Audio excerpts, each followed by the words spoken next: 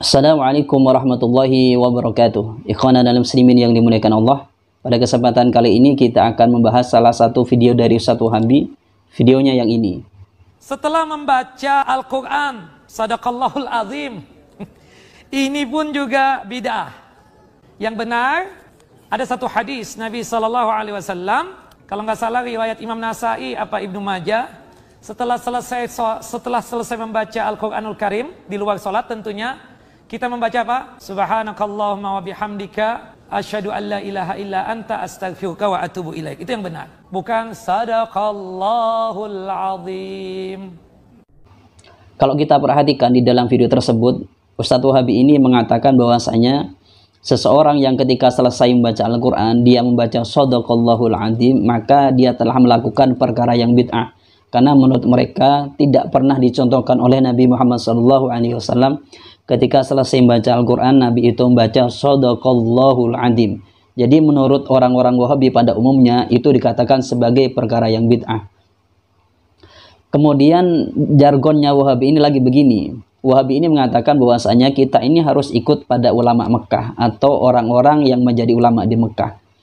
Jadi yang benar itu menurut mereka adalah ulama-ulama yang di Mekah. Akan tetapi anehnya Ustadz Wahabi tadi itu tidak mengikuti pada ulama yang di Mekah. Kok bilang begitu?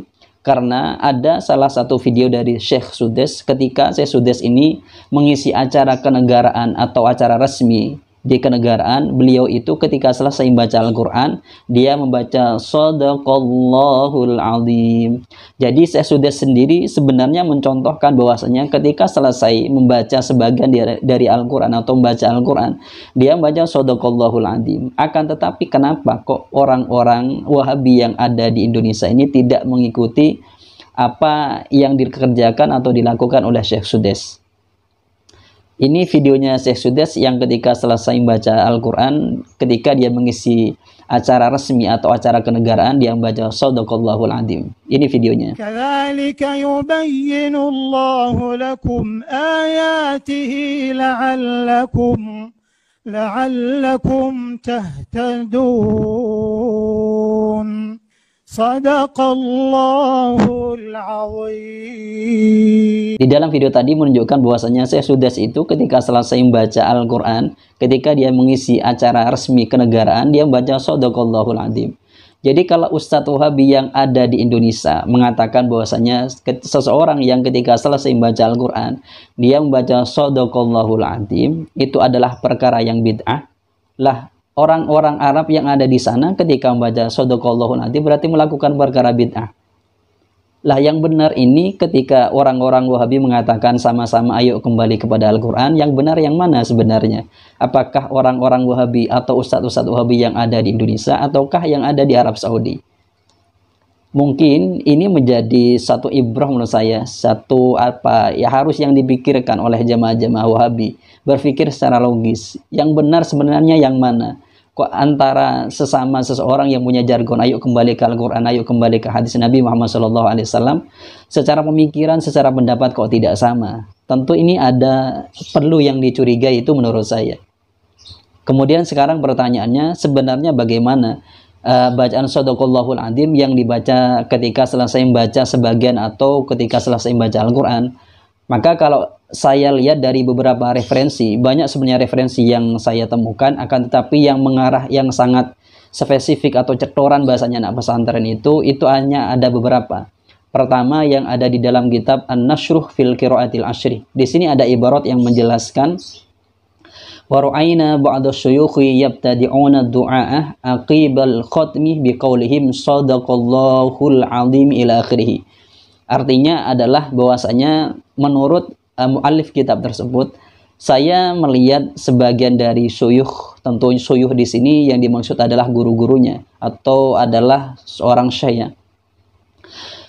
Saya melihat beberapa guru-guru atau syekh-syekh ketika dia selesai menghatamkan Al-Quran, dia memulai doa dengan Sadaqallahul Azim, atau pakai bahasa simpelnya adalah ketika selesai membaca Al-Quran, ada sebagian dari syekh atau guru-guru itu yang membaca Sadaqallahul Azim.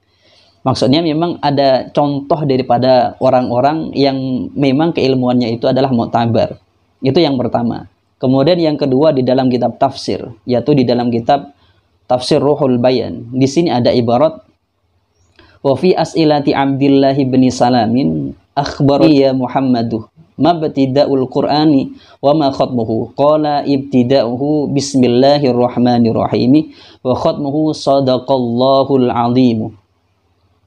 Artinya adalah dari permasalahan-permasalahan dari Abdullah bin Abdissalam atau dari permasalahannya Abdullah bin Salam. Di sini ada satu keterangan hadis ya, yaitu ketika Nabi ditanya tentang masalah apa permulaan dari membaca Al-Quran dan apa ketika bacaan selesai membaca Al-Quran. Kemudian Nabi Muhammad SAW menjawab, yaitu ketika memulai membaca Bismillahirrahmanirrahim, ketika selesai membaca Shadaqallahul Adzim. Itu di dalam kitab Ruhul Bayan. Jadi memang ada landasannya, ada dasar ketika seorang baca Shadaqallahul Adzim ketika dia selesai membaca Al-Quran. Kemudian pandangan ulama fikih, yaitu di dalam madhab Syafi'i, di dalam kitab Nihayatul Muhtaj ila Syarhil Minhaj, di sini ada ibarat yang menjelaskan far'un law qala Shadaqallahul Adzim 'inda qira'ati syai'in minal Qur'ani qala Mimra, yaitu Imam Romli, yang bagi Allah yaudurrah. Menurut Imam Romli, ketika seseorang itu selesai membaca sebagian dari Al-Quran, kemudian dia membaca Shadaqallahul Adzim, menurut beliau itu nggak apa-apa, atau pakai bahasanya beliau Allah yaudurrah, itu nggak apa-apa, begitu kalau arti kita. Jadi menurut di dalam kitab Nihayatul Muhtaj ini yang dikatakan oleh Imam Romli, itu membaca Shadaqallahul Adzim ketika selesai membaca Al-Quran itu tidak apa-apa, tidak ada masalah seperti itu. Jadi dari beberapa landasan ini menjelaskan bahwasanya memang ketika seseorang membaca Shadaqallahul Adzim ketika selesai membaca Al-Quran itu ada landasannya. Dan perlu diperhatikan bahwasanya bacaan Shadaqallahul Adzim itu bukan ikhtira' dari buatan-buatan orang ya, atau orang-orang zaman sekarang. Karena bacaan Shadaqallahul Adzim itu adalah maksur bacaannya ya, maksur dari pertama dari Al-Quran.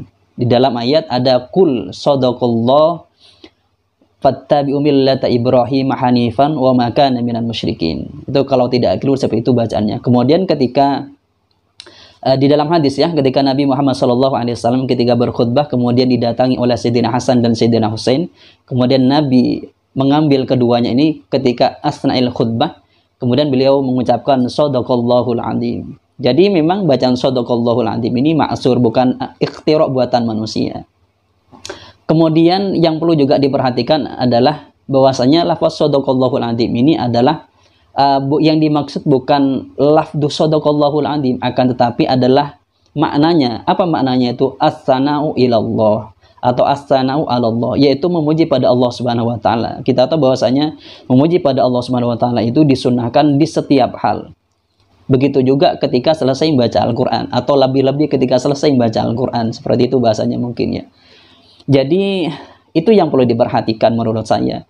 Jadi intinya adalah apa yang disampaikan oleh Ustadz Wahabi ini, pertama itu adalah tidak sesuai dengan apa yang disampaikan oleh ulama Wahabi sendiri yang ada di Timur Tengah, terutama yang disampaikan oleh Syekh Sudais.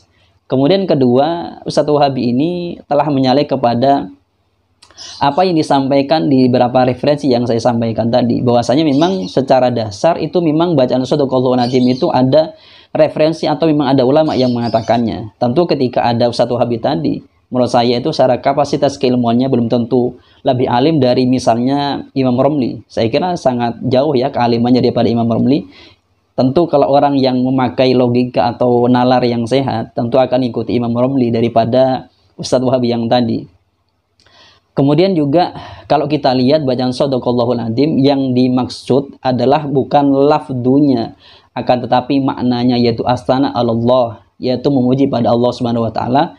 Memuji pada Allah Subhanahu wa taala itu adalah disunnahkan di setiap hal atau di setiap keadaan.